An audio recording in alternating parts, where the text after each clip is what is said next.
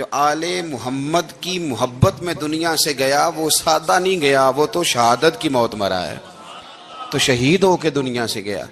اہل بیت کا اسوہ نور ان کی محبت ضروریات میں سے ہے۔ رسول کریم علیہ السلام نے فرمایا، جامع ترمذی میں موجود ہے، فرمایا میں جا رہا ہوں پر تمہیں دو بڑی بھاری بڑی وزنی چیزیں دے کے جا رہا ہوں۔ صحیح ستہ کی روایت، دو وزنی چیزیں تمہارے بیچ چھوڑ کے جا رہا ہوں، اگر ان کو تھام کے رہو گے تو کبھی گمراہی تمہارے پاس نہیں آئے گی۔ یا رسول اللہ وہ کون کون سی؟ فرمایا ایک اللہ کی کتاب دے کے جا رہا ہوں اور دوسرا اپنا خاندان دے کے جا رہا ہوں۔ اگر اہل بیت نبوت کو تھامے رہو گے، ہمارے بزرگوں نے لکھا ہے کہ یہ جو حضور نے کتاب اللہ اور پھر اپنی اہل بیت کا تذکرہ فرمایا تو اس کا مطلب یہ ہے کہ تھیوری دیکھنی ہوئی تو قرآن دیکھنا، اور پریکٹیکل دیکھنا ہوا تو علی اور فاطمہ کو دیکھنا، حسن اور حسین کو دیکھنا، ان کو دیکھنا۔ نبی کریم علیہ الصلوۃ والسلام کے اہل بیت منارہ نور ہیں، ان کی محبت، ان کا پیار کیوں بھلا؟ اس لیے کہ یہ وہ خوبصورت لوگ ہیں جن کو خود میرے نبی پاک نے تراشا ہے۔ ان کی سیرت میں جتنے رنگ ہیں وہ رسول کریم نے خود بھرے ہیں۔ ان کی ایک ایک بات کا خیال نبی پاک نے رکھا ہے۔ حضور نے از خود انہیں اپنی صحبت عطا کی ہے۔ زیادہ دور نہیں تھا سیدہ فاطمہ کا گھر، مسجد نبوی کے ساتھ تھا۔ اللہ کے رسول دن میں 2 دفعہ جایا کرتے تھے۔ پھر بھی کبھی کبھی فرماتے، فاطمہ میرا دل کرتا ہے آج میں رات تیرے گھر میں قیام کروں۔ تو سیدہ فاطمہ الزہرا فرماتی ہیں کہ آمنہ کے لال اس طرح بھی میرے گھر میں قیام کرتے تھے کہ حضور چارپائی پہ لیٹتے تھے تو ایک کندھے پہ امام حسن کا سر ہوتا تھا اور دوسرے پہ امام حسین کا سر اقدس ہوتا تھا، اور فرماتی ہیں رات کو کبھی حسنین کریمین دودھ مانگتے تو میں اٹھتی دودھ دینے کے لیے، تو حضور فرماتے لیٹ جاؤ آج میرے ساتھ سوئے ہیں تو دودھ بھی میں ہی پلاؤں گا۔ تو محبوب اٹھتے ان کے لیے دودھ لاتے برتن سے نکال کے۔ حضور نے انہیں وقت دیا اور پھر ان کی چھوٹی چھوٹی چیزوں کا خیال رکھا۔ صحیح بخاری میں موجود ہے، تربیت پر توجہ دی۔ امام حسین تشریف لائے، ابھی عمر مبارک 7 سال کے قریب تھی۔ مسجد نبوی میں صدقے کی کھجوروں کا ڈھیر لگا ہوا تھا۔ چھوٹا بچہ جو ہوتا ہے نابالغ، اس پر شریعت کے احکامات نہیں آتے۔ صدقے کی کھجوروں کا ڈھیر تھا مسجد نبوی میں۔ یہ تربیت ہے، یہ ٹریننگ ہے جو اللہ کے محبوب نے خود انہیں عطا فرمائی۔ صدقے کی کھجوروں کا ڈھیر تھا۔ امام حسین حضور کے ساتھ آئے تو امام علی مقام نے ایک کھجور اٹھا کے منہ میں رکھ لی۔ شارحین نے لکھا ہے لگتا یہ ہے کہ کئی دنوں کی بھوک تھی، کیونکہ یہ فاقہ اہل بیت کا بڑا محبوب ہے۔ مجبور نہیں تھے، وہ تو خزانوں کے مالک تھے، پر غریبوں سے محبت کی وجہ سے فاقے کیا کرتے تھے۔ یہ ان کی پسند ہے فاقہ کرنا۔ تو ایک کھجور امام علی مقام نے رکھ لی تو اللہ کے رسول نے گلے میں انگلی ڈال کے نکال دی، فرمایا حسین یہ صدقہ ہے، یہ میری اہل بیت کے لیے درست نہیں ہے۔ حضور نے خود تربیت کی۔ اور پھر سیدہ فاطمہ الزہرا نے اپنے بچوں کو تراشا، ان پر محنت کی۔ میں اکثر گزارش کرتا ہوں دوستوں سے، میں کہتا ہوں کربلا کا واقعہ کوئی حادثاتی نہیں ہے، اس کے پیچھے پوری ایک لاجک ہے، اس کے پیچھے پورا ایک فلسفہ ہے۔ ایسے ہی کوئی آدمی 3 دن بھوکا پیاسا رہ سکتا ہے؟ کسی آدمی کو صبح اس نے کھانا کھایا اور شام تک کھانا نہ ملے تو ٹانگیں کانپتی ہیں۔ رمضان المبارک میں عبادت کی نیت سے روزہ رکھنے والے بھی شام کو بڑے پریشان ہو جاتے، اور مسلسل 3 دن کھانا نہ کھایا جائے اور پانی نہ پیا جائے، اور حال یہ ہے کہ وہی آدمی تلوار لے کے میدان میں نکلے اور اس کی حالت یہ ہو کہ لوگ اس کے آگے دوڑنا شروع کر دیں، ہزاروں کی فوجیں تاب نہ لا سکیں۔ علی کا گھر بھی وہ گھر ہے کہ جس گھر کا ہر ایک بچہ جسے دیکھو وہی شیر خدا معلوم ہوتا ہے۔ یہ کوئی آسان ہے؟ اس کے پیچھے پوری ایک اس کے پیچھے فلسفہ ہے۔ امام راضی کی تفسیر کبیر دیکھیے گا، امام راضی کہتے ہیں کہ سیدہ فاطمہ الزہرا رضی اللہ تعالی عنہ کے دونوں شہزادے حسنین کریمین بیمار ہو گئے تو سیدہ نے منت مانگی کہ بچوں کو شفا ہوگی تو 3 روزے رکھوں گی۔ شفا ہو گئی، روزے بھی رکھ لیے۔ اور جب مولا علی شیر خدا روزہ رکھنے کے لیے بیدار ہوئے، سیدہ فاطمہ الزہرا بیدار ہوئی تو امام حسن اور حسین بھی اٹھ گئے، 7-8 سال کی عمر۔ اماں جی ہم نے بھی رکھنا ہے۔ صبح کھجور اور دودھ سے روزہ رکھ لیا گیا۔ عین افطاری کے وقت مولا علی کہتے ہیں فاقے چل رہے تھے، کہیں سے میں جوں لایا تھوڑے سے، سیدہ فاطمہ الزہرا نے پیس کر روٹیاں پکائیں۔ وہ وقت جو بڑا مشکل ہوتا ہے افطار کا، کہتے ہیں اس وقت جب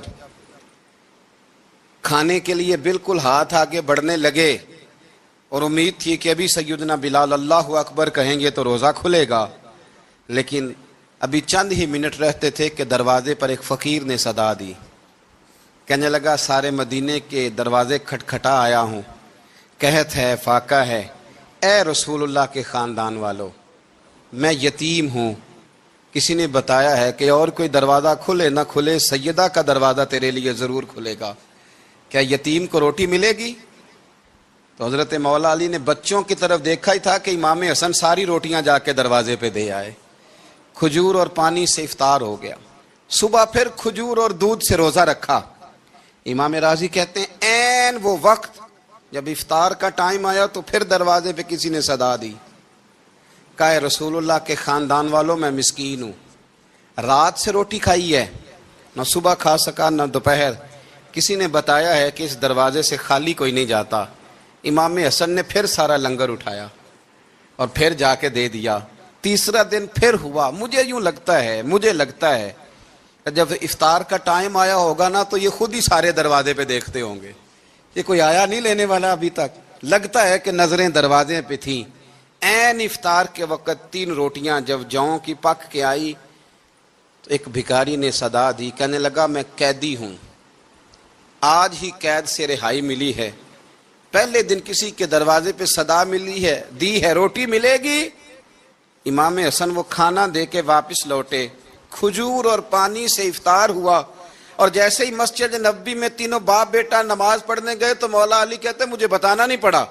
رسول کریم نے میری طرف دیکھ کے فرمایا علی تیرا، فاطمہ کا، حسن اور حسین کا 3 دن والا عمل خدا کو بھی بڑا پسند آیا ہے اور محمد مصطفیٰ کو بھی بڑا پسند آیا، وہ بڑا پسندیدہ عمل. میں کہتا ہوں کہ حضرت فاطمہ نے نا ان کی تربیت پہلے ہی کر دی تھی، 3 دن بغیر افطار کے روزہ رکھنے کی. وہ ٹریننگ گھر سے ہو چکی تھی. اب میدان کربلا میں 3 دن بھوکا پیاسا رہنا ان کے لیے مشکل نہیں تھا. وہ تو ان بچوں کے لیے مشکل ہوتا ہے جو کھانا دیر سے پکنے سے برتن توڑنے شروع کر دیتے. وہ بچے بلیک میل ہوتے ہیں جن کو ایک وقت ان کے پسند کا کھانا نہ ملے تو وہ گھر میں جو ہے وہ ادھم شروع کر دیتے ہیں. جن کی ماں نے عادت ڈالی ہو کہ بیٹا 3 دن بھوکے پیاسا رہنا ہوا تو رہ لینا لیکن کسی بھی باطل کے ساتھ کمپرومائز نہ کرنا، ان کے لیے اتنا مشکل نہیں تھا. ان کی تربیت ہوئی، ان کی ٹریننگ ہوئی، پھر اللہ نے ان کی سیرت میں رنگ بھرے، ان کے کردار میں حسن آیا، وقار آیا. حضرت امیر معاویہ رضی اللہ تعالیٰ عنہ نے ایک شخص کو بھیجا مدینہ منورہ شام سے. تو اس نے کہا میں نے امام حسین سے ملنا ہے، تعارف کیا ہے؟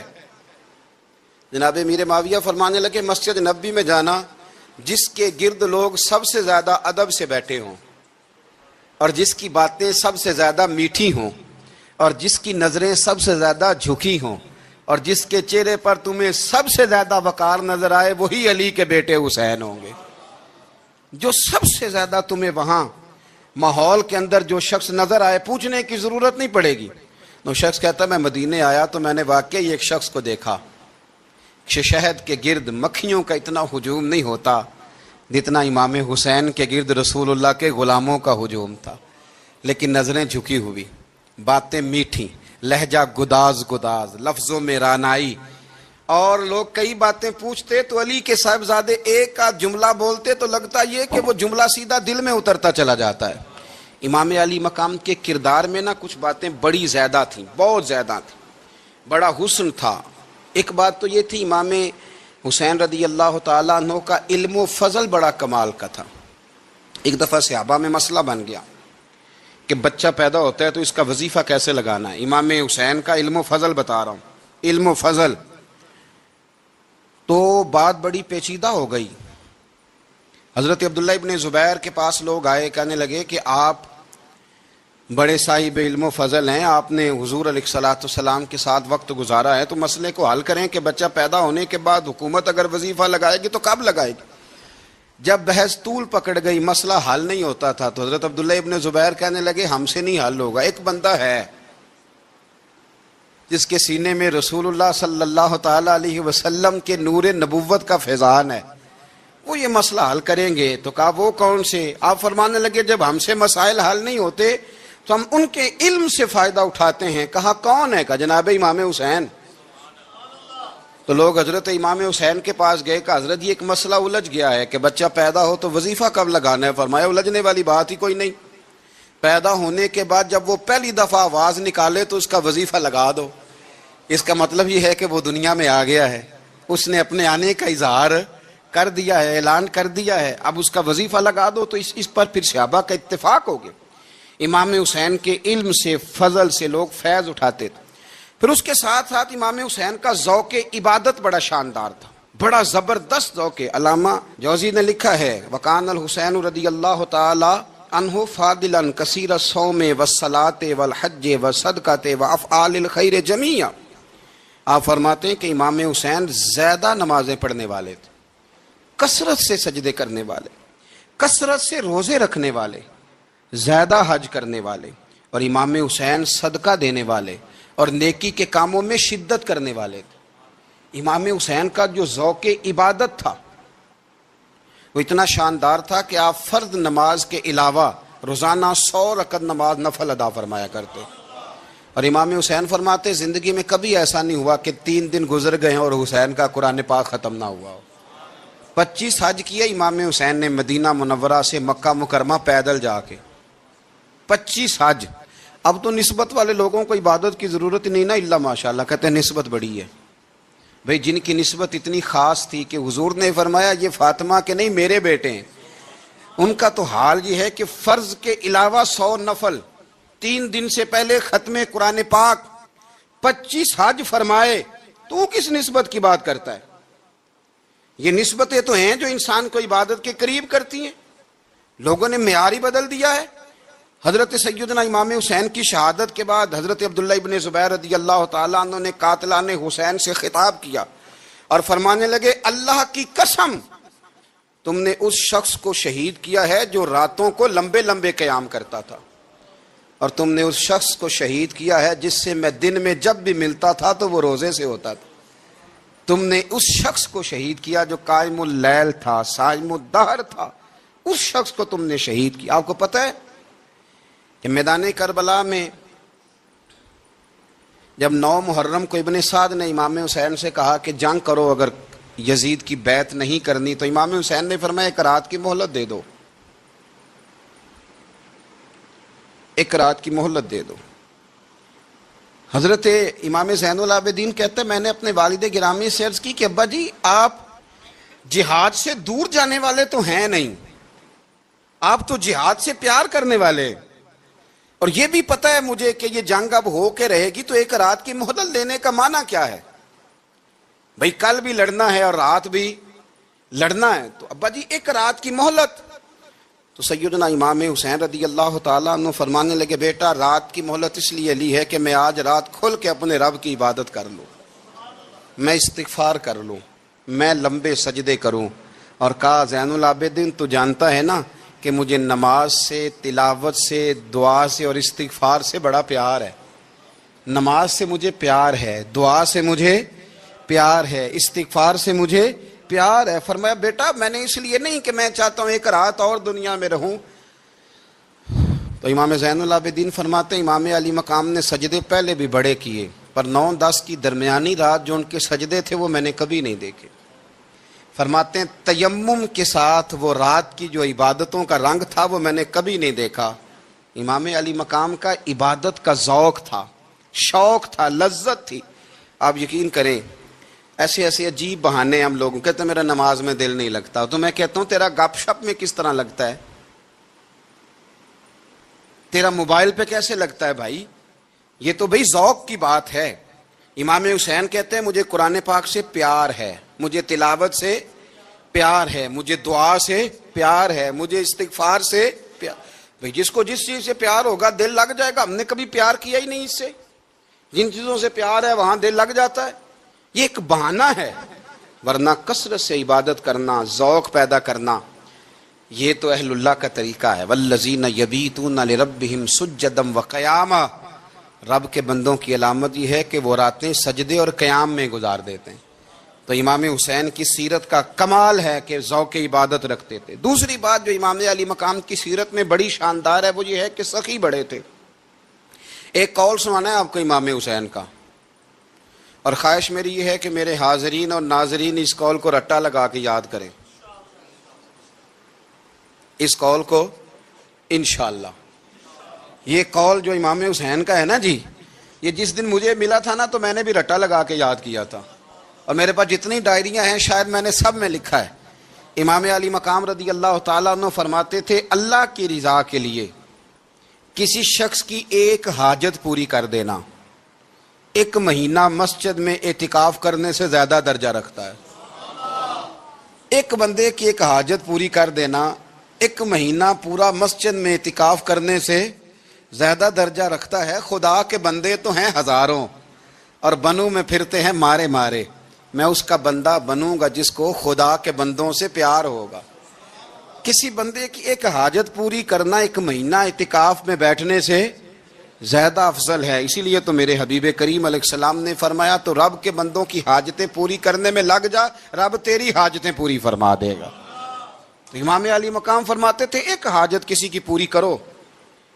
حضرت جناب سیدہ زینب بنت ابی رافع کہتی ہیں کہ سیدہ فاطمہ الزہرا نا ایک دن اپنے دونوں شہزادوں کو لے کے، جب حضور کی طبیعت مبارک بظاہر علیل تھی جس میں حضور کا وصال ہوا، دونوں شہزادے لے کے سیدہ فاطمہ نبی کریم کی بارگاہ میں گئیں، کہنے لگی یا رسول اللہ میرے بچوں کو کچھ دیجئے سیدہ پاک۔ تو حضور اٹھ کے بیٹھ گئے، اس کندھے سے امام حسن کو لگایا اور اس سے امام حسین کو لگایا، اور فرمایا فاطمہ یہ جو میرا حسن ہے نا اس کو میں اپنی ہیبت اور سرداری دیتا ہوں، اور فرمایا یہ جو میرا حسین ہے نا حسین کو میں اپنی جرت اور سخاوت دیتا ہوں، میرا حسین جرت مند ہوگا اور سخی ہوگا۔ داتا گانج بخش علی حجویری، امام الاولیاء سید الاصفیاء، داتا صاحب کشف المعجوب میں فرماتے ہیں ایک دن نا امام حسین کے پاس ایک شخص آیا بڑی دور سے کچھ مانگنے کا، حضور کچھ دیجئے۔ وہ شخص کہتا ہے کہ میرا ظرف یہ تھا کہ 4-5 دینار ملیں گے۔ تو امام حسین فرمانے لگے تھوڑی دیر بیٹھ جا، رزق آ رہا ہے۔ تو امام حسین کو حکومت وقت کی طرف سے نا 5 تھیلیاں ملی، جس میں ایک تھیلی میں 500 اشرفیاں تھیں۔ 5 تھیلیاں آئیں، لیکن اس کو آنے میں نا ذرا دیر ہو گئی۔ وہ 5 تھیلیاں جب آئی نا تو امام حسین اس کی طرف 5 تھیلیاں بڑھا کے نا، ذرا دیکھنا میری طرف غور سے، 5 تھیلیاں بڑھا کے نا تو فرمانے لگے میاں جتنا تجھے انتظار کرایا نا اتنی ہم تیری حاجت پوری نہیں کر سکے۔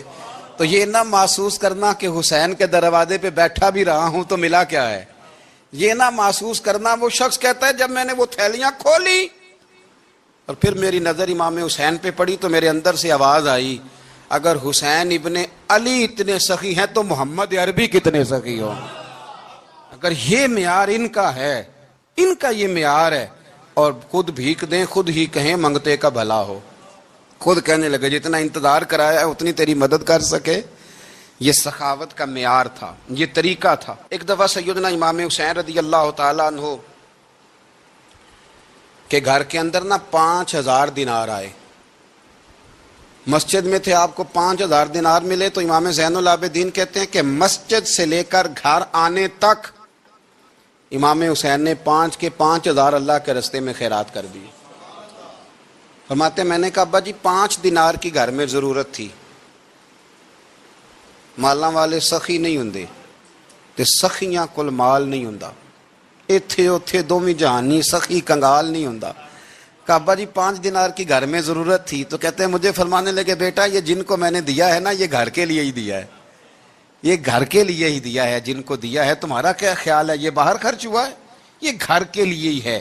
اس لیے کہ جب انسان دوسروں پر شفقت کرتا ہے تو اللہ اس کے گھر پہ رحمت فرماتا ہے۔ امام حسین کے مزاج میں پہلی بات میں نے ذوق عبادت کی عرض کی، دوسری بات عرض کر رہا ہوں کہ سخاوت۔ حضرت اسامہ بن زید بڑے پیارے ہیں میرے نبی کریم کے، بڑے پیارے۔ حضرت اسامہ بن زید کے بارے میں سیدہ عائشہ صدیقہ فرماتی ہیں ان کے ناک سے اگر رینٹھ نکلتی تھی تو اللہ کے رسول اپنے دستے مبارک سے صاف کر دیتے تھے، اور سرکار فرماتے تھے کہ اگر اسامہ لڑکی ہوتا نا، ان کے غلام کے بیٹے تھے حضرت زید بن عار، اگر یہ لڑکی ہوتا میں اسے زیور پہناتا۔ بڑے پیارے تھے، لیکن جب ان کا آخری وقت آیا نا تو 60,000 دینار کا قرضہ تھا۔ رشتہ داروں سے کہا، دوستوں سے کہا، یاروں سے کہا، اور قرض ادا نہیں ہو رہا تھا.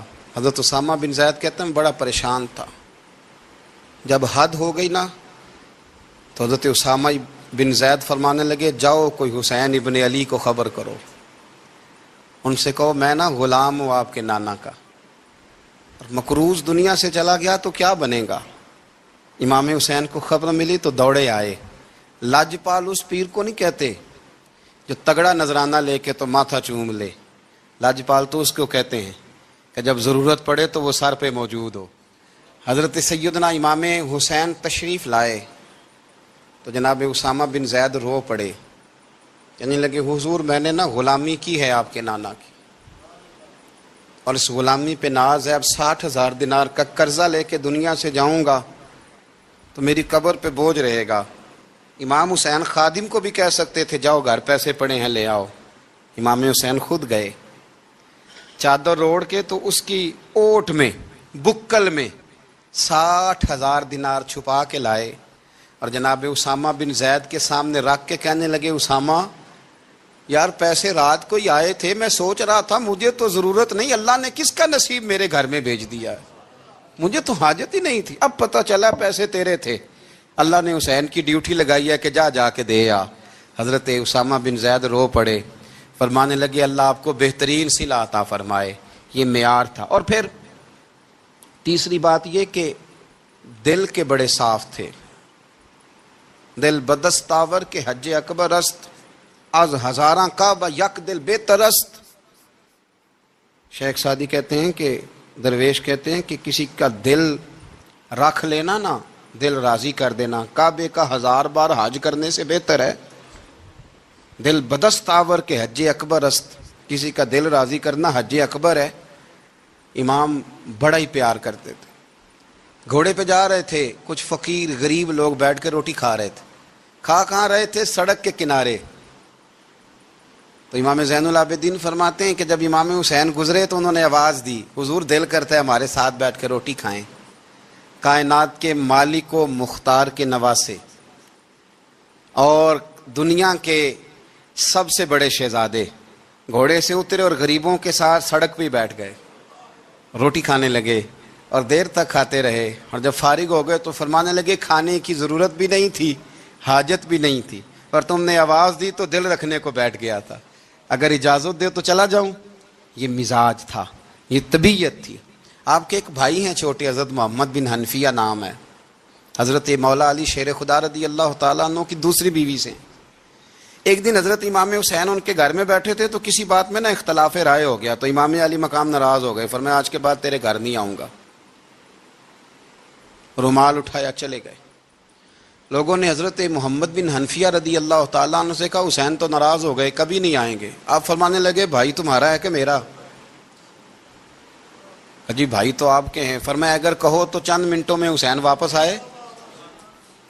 جناب ناراضگی ہو گئی ہے. فرمایا ناراضگی ہوئی ہے پر میں اس کے دل کی نرمی کو تو جانتا ہوں نا، اس کے مزاج کے اندر جو محبت ہے اس سے تو ابھی آئے. کہ جناب وہ کیسے؟ فرمانے لگے دیکھنا ذرا. تو امام حسین نے خط لکھا، حضرت محمد بن حنفیہ نے رکا لکھا، کہنے لگے حسین میرے باپ کا نام بھی علی ہے اور آپ کے باپ کا نام بھی علی ہے، پر ایک فضیلت ایسی ہے جس میں میں آپ کا مقابلہ نہیں کر سکتا، وہ یہ ہے کہ آپ سیدہ فاطمہ الزہرا کے لال ہیں، آپ محمد مصطفیٰ علیہ السلام کے نواسے ہیں. کہنے لگے بھائی جان آپ نے نانا جان کی وہ حدیث تو سنی ہوگی کہ دو لوگ ناراض ہو جائیں تو جو صلح پہلے کرے جنت میں پہلے جائے گا.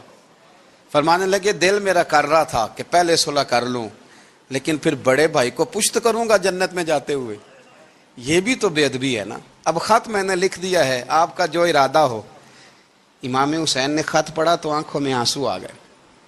پھر سے رومال اٹھایا. بچے پوچھنے لگے کہاں جا رہے ہیں؟ کہا بھائی کے گھر جا رہا ہوں. کہا آپ تو ناراض تھے. فرمایا تھا ناراض پر ہے تو میرا بھائی نا. ہو گئی بات ختم. بڑی دل میں نرمی، طبیعت میں سوز، لہجے میں گداز. لیکن اس کے ساتھ ساتھ امام حسین رضی اللہ تعالیٰ عنہ کا جذبہ جہاد، امام حسین کی استقامت. آج لوگ ادھر ہوتے ہیں جس طرف ہوا کا رخ ہوتا ہے. آج لوگوں کی سوچوں کا زاویہ یہ ہے کہ جدھر رش زیادہ ہوگا ہم بھی ادھر جائیں گے، ہم یہ نہیں دیکھتے حق کس طرف ہے، ہم یہ دیکھتے ہیں رش کس طرف ہے۔ امام حسین رضی اللہ تعالیٰ عنہ نے رش نہیں دیکھا، حق دیکھا۔ امام حسین رضی اللہ تعالیٰ عنہ استقامت کے وہ پہاڑ ہیں، معمولی آدمی نہیں تھے۔ فرزق شاعر کہتا ہے کہ میں نے امام حسین سے کہا تھا، میں نے کہا لوگوں کی تلواریں یزید کے ساتھ ہیں پر دل آپ کے ساتھ ہیں، دل آپ کے ساتھ ہیں۔ امام حسین رضی اللہ تعالیٰ عنہ نے زمانے کے حالات نہیں دیکھے، حق اور سچ دیکھا۔ جتنی چیزیں انسان کو کمزور کر سکتی ہیں وہ ساری امام حسین پہ طاری کی گئیں، جتنی چیزیں۔ وطن چھوڑنا کتنا کو مشکل ہوتا ہے، شالا پردیسی کوئی بھی نہ تھی وے تے ککھ جنہ تو پارے۔ حضرت سلطان باؤ فرماتے ہیں بچو، پردیسی ہونا کوئی آسان ہے؟ جس آدمی کا کسی چھوٹے سے گاؤں میں بھی مکان ہو، چھوڑنا پڑ جائے تو روٹا ہے۔ تو مجھے بتاؤ جس نے اپنا سارا بچپن مدینے میں گزارا ہو، آج جو ایک ہفتہ مدینے رہ کے آتے ہیں ان سے واپس نکلنا مشکل ہوتا ہے۔ لیکن امام حسین حق کا رستہ تھا، وطن کی قربانی دی، اور معمولی وطن نہیں، مدینے جیسا وطن۔ اور جب کھڑے تھے نا امام حسین رضی اللہ تعالیٰ عنہ رجب میں نکل رہے تھے مدینے سے، تو کوئی شاعر کہتا ہے دور کھڑے ہو کے انہوں نے گویا کہا تھا، آقا تیرے کرم کے خزینے کی خیر ہو، میں جا رہا ہوں تیرے مدینے کی خیر ہو۔ امام حسین نے وطن چھوڑا، کوئی لغزش نہیں پیروں میں، کوئی نہیں۔ شہزادوں والی زندگی تھی، مسجد نبوی کے امام تھے، نبی کریم علیہ السلام کے روضہ اطہر پر تشریف رکھتے تھے، زمانہ حیا کرتا تھا، شان و شوکت تھی، پر حق کے لیے چھوڑا، نکل کر خانقاہوں سے ادا کر رسم شبیری۔ اور پھر بڑا مشکل ہوتا ہے، جس شخص کے ساتھ بچے اور عورتیں ہوں وہ تو یہ کہہ کے لڑائی سے جان چھڑاتا ہے کہ میرے ساتھ فیملی ہے، نہ ہوتی تو تجھے بتاتا۔ پر امام حسین کو اولاد بھی کمزور نہیں کر سکی، عورتوں کا ساتھ ہونا کمزور نہیں کر سکا۔ پھر امام علی بھوک کتنا مشکل کام ہے۔ آج لوگ کہہ نہیں دیتے کہ میں تو اس لیے گناہ کرتا ہوں کہ رشوت اس لیے لے لیتا ہوں کہ بچے چھوٹے ہیں۔ 10 دنوں کی کم و بیش سفر، 3 دنوں کی بھوک اور پیاس، پر حق کے رستے میں امام حسین کو کوئی چیز کمزور نہیں کر سکی۔ اور پھر وہ جتنی باتیں لوگ کہہ سکتے تھے وہ ساری کہیں گئیں، ساری۔ اور آ کے عرض کرنے لگا حضور یہ کوئی معمولی دشمن نہیں، یہ وہ ظالم ہیں جو لاشوں پہ بھی گھوڑے دوڑا دیتے ہیں۔ تو امام علی مقام فرمانے لگے جو شہادت کا جذبہ لے کے نکلے وہ پھر انجام نہیں دیکھا کرتا۔ وہ انجام، وہ جتنی چیزیں جو استقامت کے رستے میں آ سکتی ہیں وہ ساری چیزیں رستے میں آئیں، پر امام علی مقام نے کسی چیز کی پرواہ نہیں کی۔ آج کا مسئلہ یہ ہے کہ آج لوگوں میں استقامت نہیں ہے۔ رات کو کچھ ہوتے ہیں، سویرے کچھ ہوتے ہیں، دوپہر کو کچھ ہوتے ہیں، شام کو کچھ ہوتے ہیں۔ ہمارا کل انداز تکلم کچھ اور ہوتا ہے، صبح کچھ اور ہوتا ہے۔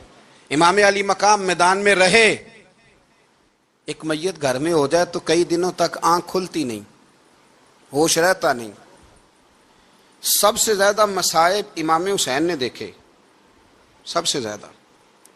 اور گھوڑے پر بیٹھنے سے پہلے پہلے ساری تکلیفیں آپ دیکھ چکے تھے۔ باپ کا جنازہ اٹھانا آسان ہوتا ہے، بیٹے کا جنازہ اٹھانا بڑا مشکل ہوتا ہے، پر امام حسین نے بیٹوں کے جنازے اٹھائے۔ حضرت علی اصغر کی لاش کو امام حسین نے اپنے دست مبارک سے دفن کیا، اور جناب علی اکبر کی میت کو جب آپ اٹھا کے لا رہے تھے تو سیدہ زینب فرماتی ہیں کہ مجھے یوں کبھی لگتا تھا حسین کا قد بڑا ہے اور کبھی لگتا تھا علی اکبر کا قد بڑا ہے۔ اور فرماتی ہیں کہ پھر حضرت قاسم بن حسن کو بھی وہ اٹھا کے لائے، اور جناب عباس کے وجود سے الگ ہونے والے بازو انہوں نے لا کے حضرت عباس کے وجود کے ساتھ بھی رکھے۔ انہوں نے یہ سارا منظر دیکھا، لیکن جب حسین ابن علی اپنی دفعہ گھوڑے پہ سوار ہوئے تو لگتا یہ تھا کہ ان سے زیادہ بہادر کوئی نہیں۔ ایک جملہ بھی یزیدی فوج کے سامنے امام حسین نے کمزور نہیں کہا، ایک جملہ بھی، ایک فکرہ بھی کچا نہیں بولا، کہیں بھی کوئی منت نہیں کی، کسی جگہ بھی ان کے پائے استقلال میں کوئی لغزش نہیں آئی۔ جب لوگوں کو پتہ چل جائے کہ اب سامنے موت ہی موت ہے، سوائے اس کے چارہ کچھ بھی نہیں، تو بہت سا جو رخصت اور اجازت تو دین بھی دیتا ہے، پر امام حسین کسی جگہ کسی رخصت پر عمل کرتے نظر نہیں آتے۔ ڈٹ کے بات کی، ڈٹ کے، اور پھر جب میدان میں نکلے اللہ اکبر، تو ابن سعد کہنے لگا کہ اگر دو دو کر کے ایک ایک کر کے جاؤ گے تو یہ 45,000 کا لشکر سارا حسین کاٹ ڈالے گا، یک بارگی حملہ کرو گے تو بات۔ اتنی استقامت، اتنا۔ آج تو لوگ ڈپریشن کے مریض ہیں، آج تو لوگ ٹینشن کے مریض ہیں، ہر دوسری بات میں لوگ کہتے ہیں وہ بڑا، پر کس بات سے؟ مطلب کیا آپ نے زندگی میں صرف جاب نہیں مل رہی، صرف بیماری آ گئی، صرف خرچہ نہیں گھر میں بڑا کس بات کا ڈپریشن؟ امام حسین کی زندگی بتلاتی ہے کہ وہ لوگ بھی کوئی دنیا میں کمال حاصل کر سکتے ہیں جو چھوٹی چھوٹی بات پہ روتے ہیں۔ مال بھی ہے، جوانی بھی ہے، گھر بھی ہے، مکان بھی ہے، بچے بھی ہیں، عزت بھی ہے، صرف پیسے نہیں۔ اور انسان ہے کہ آنکھیں نہیں کھل رہی، وہ سمجھتا ہے میں کسی کام کا ہی، فقط پیسے نہیں بس۔ او خدا کے بندو، امام علی مقام نے فرمایا سارا کچھ لٹا کے بھی جو میدان میں کھڑا رہے اسے حسین ابن علی کہا جاتا ہے، اسے حسین ابن علی کہا جاتا ہے۔ حسین ابن علی کی شان رفت کوئی کیا جانے، حسن جانے، علی جانے، نبی جانے، خدا جانے، کون جانے امام علی مقام کا معیار۔ تو امام حسین رضی اللہ تعالیٰ عنہ کی زندگی ہمیں بتاتی ہے کہ ذوق والی عبادت کرو۔ امام حسین کی زندگی ہمیں بتاتی ہے کہ جب تم سخاوت کرو تو پھر اپنی حیثیت سے بڑھ کر کرو۔ اور امام حسین کی زندگی ہمیں بتاتی ہے کہ دل میں کسی کے لیے کوئی بات نہ رکھو، صلح کرنے میں پہل کرو، محبتیں کرنے میں آگے بڑھو۔ اور امام حسین کی زندگی ہمیں بتلاتی ہے کہ جب دنیا میں تم نے کچھ کرنا ہے تو پھر ڈٹنا بھی سیکھو، پھر کھڑے ہونا بھی سیکھو۔ یہ نہ دیکھو کہ حالات، امام حسین نے ایک دن بھی حکومت نہیں کی، یزید نے 4.5 سال کی، لیکن قیامت تک دلوں پہ حکومت امام حسین کی رہے گی۔